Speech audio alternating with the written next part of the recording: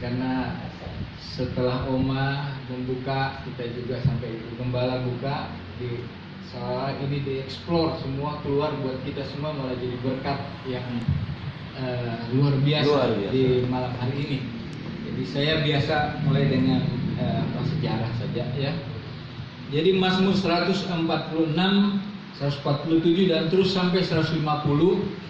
Ini Mazmur yang dimulai dengan haleluya dan ditutup dengan haleluya. Jadi di peribadatan orang Israel ini adalah bagian kalau mereka masuk di dalam penyembahan kepada Tuhan. Ya, namanya Mazmur Tehillim ya. Artinya Mazmur puji-pujian. Jadi di dalamnya ada penyembahan ya. Saudara yang dikasih, isi daripada Mazmur ini adalah menceritakan suatu kesaksian atau pengalaman dari umat Israel yang dipulihkan dari tanah pembuangan, dari Babel ya. Di sanalah mereka merasakan bagaimana mereka, seperti Bu Gembala bilang tadi, diproses 70 tahun lamanya ada di Babel. Waktu mereka ada di Mesir, keluar sekitar 2 jutaan ya, hampir 3 juta budak itu, mereka jadi orang merdeka tapi di padang gurun. Tapi pada waktu mereka membelakangi Tuhan lagi, mereka kepada berhala, mereka tidak percaya kepada Tuhan, mereka harus diproses lagi di tanah Babel selama 70 tahun. Budak juga itu ya, jadi budak di sana. Jadi orang yang disuruh ayo menyanyi buat Tuhan ya, ayo bersukacita buat Tuhan. Mereka bilang, bagaimana kami mau menyanyi di tanah ya yang by the river of Babylon ya, sementara kami ada sebagai budak, sebagai orang tahanan. Masa kami disuruh memuji Tuhan? Ada tuh di dalam kitab Mazmur juga. Jadi waktu mereka mengalami suatu pemulihan, maka lahirlah Mazmur ini. Mazmur di mana mereka sebagai suatu pernyataan iman kepada Tuhan. Bagaimana Tuhan yang Maha Kuasa ya, dia berkuasa untuk mengatur seisi alam ini ya. Dia berkuasa atas seluruh jagat raya ini ya. Allah kita kan katanya sovereign ya, mengatasi segalanya, berdaulat. Jadi tidak ada satu kuasa apapun di dalam dunia ini yang bisa menandingi kekuasaannya. Itu kemudian dia adalah Tuhan yang mengasihi umat pilihannya, yaitu umat Israel. Makanya mereka dipulihkan. Jadi narasi-narasi yang dibangun di dalam Mazmur ini berbicara tentang hal yang demikian. Tetapi firman Tuhan itu tetap baru ya. Dulu, sekarang, sampai selama-lamanya itu tetap baru. Itu sebabnya Mazmur itu tetap menjadi kesaksian di segala zaman kepada siapapun juga ya. Tadi Pak Roni, Oma, Ibu Gembala, semua yang tadi maju ke depan berbicara tentang kesaksian. Bagaimana pada waktu kita membaca, melihat kemahakuasaan Tuhan, melihat bagaimana Tuhan begitu mengasihi umatnya, termasuk kita nih, Israel Perjanjian Baru ya. Dan bagaimana pada waktu dia mengasihi kita, dia cuma tidak bilang mengasihi begitu, tapi dia memulihkan keadaan kita. Di ayat 1 dikatakan sungguh ya, haleluya, sungguh bermazmur bagi Allah kita itu baik, bahkan indah, dan layaklah memuji-muji itu. Jadi tidak terasa ibadatnya orang Israel ini kan berbicara tentang ibadah ini. Ya, ini berbicara tentang liturgi, ini berbicara tentang bagaimana memuji Tuhan. Ibadah kita dipulihkan. Ibadah kita kepada Tuhan baik pribadi ya, maupun secara umat ya, secara persekutuan itu dipulihkan oleh Tuhan. Sehingga umat bisa memuji-muji Tuhan. Umat lewat pengalaman hidup mereka melihat pengalaman hidup dan mereka dipulihkan. Mereka bisa memuji Tuhan dengan benar, dengan pendekatan atau mental yang benar. Bagaimana mereka memuji Tuhan pada waktu mereka dipulihkan. Bahkan di sini ada kata-kata bahkan indah, ya. dan layaklah memuji. Suatu keindahan dialami. Meskipun keindahan itu tadi Bu Gembala katakan makan sayur pepaya pakai sambal, ya. Sambal itu pedas, ya.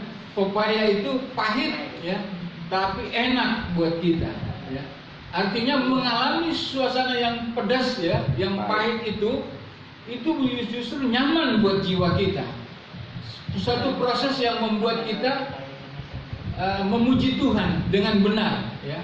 Umat Israel kok udah budak, kalau dikeluarin lagi, dipulangin lagi, merdeka lagi, udah ngerasain nih jadi budak, ya, udah ngerasain bagaimana pahit getirnya menjadi budak, dipermainkan orang, ya, disuruh memuji Tuhan sambil dipukul, ditendang, ayo puji Tuhan, gitu. Nah, itu mereka alami. Jadi kita juga demikian. Apa yang mau narasi yang dibangun ini mau membawa kita kepada suatu mental, suatu perasaan jiwa, ya. Kan perasaan jiwa itu berakibat kepada tubuh kita yang kelihatan ini. Jiwa itu nggak kelihatan, tapi justru menunjukkan bagaimana apa yang terjadi di dalam kelihatan lewat kehidupan kita.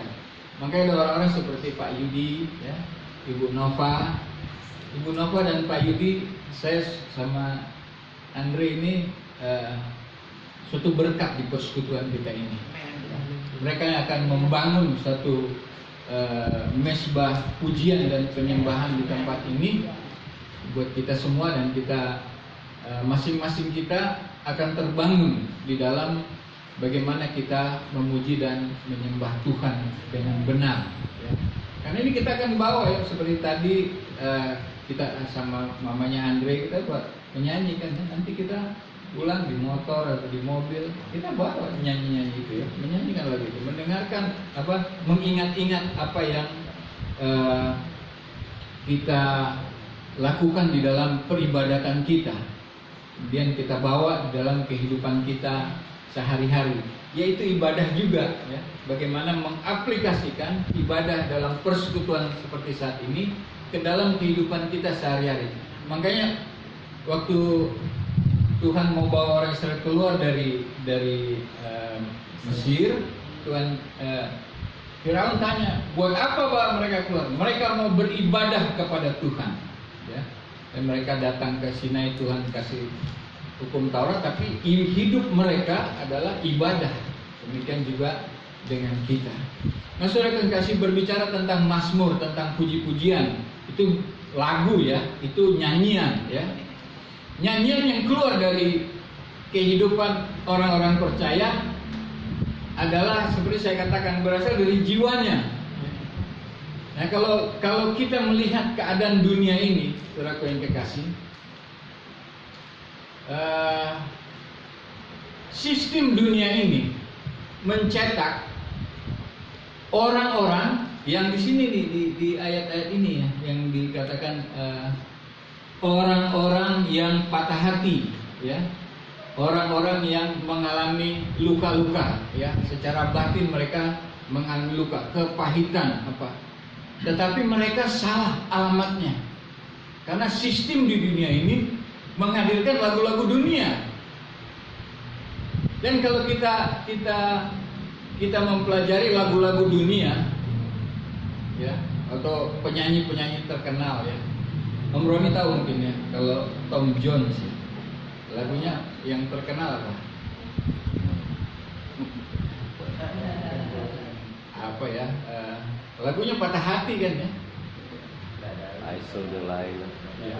I never love this way again, ya, ada macam-macam, ya. Terus lagunya indah kan? Why does the sun go on shining? Indah banget, ya. Don't they know it's the end of the world? Lagunya enak didengar, tapi begitu artinya, wah ini orang patah hati nih. Tapi lagu keras tuh. Penyanyinya bisa terkenal, ya. Pak Yudi kalah terkenal. Penyanyi dulu, ya. Bisa kalah terkenal. Itu berarti sistem dunia masih menguasai puji-pujian di dalam dunia ini. Artinya begini, kita jangan sampai terbawa kepada arus yang demikian. Terutama anak muda, ya Rudi, ya, jangan lagu dunia nanti yang dinyanyikan, tapi lagu-lagu bagaimana kita memuji dan menyembah Tuhan. Jadi ini banyak sekali orang yang patah hati. Saya baru dengar tadi dari seorang hamba Tuhan, bukan tadi, tadi saya ulang lagi dengan bahwa kalau kita ada di dalam keadaan pahit, kalau kita berada di dalam kekecewaan, ya seperti saya ini, saya belajar Alkitab, ya, saya belajar firman Tuhan. Terus saya menjadi seseorang yang pahit, atau saya seorang worship leader, saya menulis lagu, saya memimpin pujian, saya bisa membawa umat di dalam satu penyembahan yang sangat luar biasa. Tapi kalau diri saya belum selesai rasa kecewa itu, luka-luka, kepahitan yang ada dalam diri saya ini, itu sama saja saya bukan bekerja untuk kerajaan surga. Kenapa? Kita masih simpan kekecewaan kita, lalu kita menyanyi menyembah Tuhan, lalu kita berkhotbah dengan berapi-api. Kita bekerja sekaligus kepada dua kerajaan, kerajaan surga dan kerajaan kegelapan. Kerajaan surga bilang begini, gelap dan terang tidak bisa disatukan. Itu berarti apa, saudara yang kasih? Berdiri di mimbar pun kalau masih ada kekecewaan, Tuhan segera tidak suka. Memuji dan menyembah Tuhan, kita di bangku, kita angkat tangan tapi kita tidak mau lepas. Tuhan kan sudah dibilang, Dia adalah penguasa. Tidak ada satu kuasa apapun yang bisa menandingi Dia. Cuma kecil kalau soal untuk memulihkan kita, asal kita mau. Kecil buat Tuhan untuk pulihkan kita. Amin. Kecil buat Tuhan untuk memberkati kehidupan kita. Tapi kalau simpan pahit, simpan yang lain sebagainya, begitu dengar lagu Bekaria Sonata, dapat ingat, apa siapa, Pak Tuhan atau apa siapa begitu. Ya. Dapat ingat dengan orang yang bikin kita sakit hati, kan begitu. Jadi saya melihat, wah, saya takut juga begitu saya baca, wow, ya. Kalau kita masih simpan kecewa, ya, terus kita berani ada di mimbar, kita berani memuji Tuhan, hati-hati. Kita bisa berkhotbah untuk nyindir orang, untuk nembak orang, untuk menghakimi orang. Itu kan kita tidak bekerja buat kerajaan sorga, tapi kita bekerja buat kerajaan kegelapan. Bahaya, saudara. Orang yang berkata ini adalah orang yang pahit hidupnya, yang sudah dipulihkan oleh Tuhan. Kenapa? Umur 8 tahun dia lihat mamanya meninggalkan rumah karena papanya bawa perempuan lain. Dia kecewa, dia main kuasa gelap sampai dia ini, kemudian dia ditangkap Tuhan. Dia bilang begitu, ya, bahwa kalau untuk diterima Yesus, untuk percaya kepada Yesus itu perkara kecil. Kenapa? Yesus sayang kok sama kita. Yesus tidak pernah menolak kita. Tapi untuk pulih dari kekecewaan, dari kepahitan, dari itu butuh proses yang sangat berat. Itu butuh proses. Kalau belum selesai itu, kita bisa berkhotbah atau kita bisa konseling orang, kita bisa memuji Tuhan, tapi bukan untuk Tuhan, untuk kerajaan kegelapan. Merinding saya. Nah, saudara yang kekasih, hal ini membuat kita bahwa memuji Tuhan, seperti kata pemazmur ini, adalah sebagai pengakuan iman kita bahwa kita telah dipulihkan oleh Tuhan, bahwa kita diproses oleh Tuhan untuk menjadi baik. Ini yang paling, itu menjadi suatu tanggung jawab. Makanya isinya ini seperti kalimat-kalimat perintah.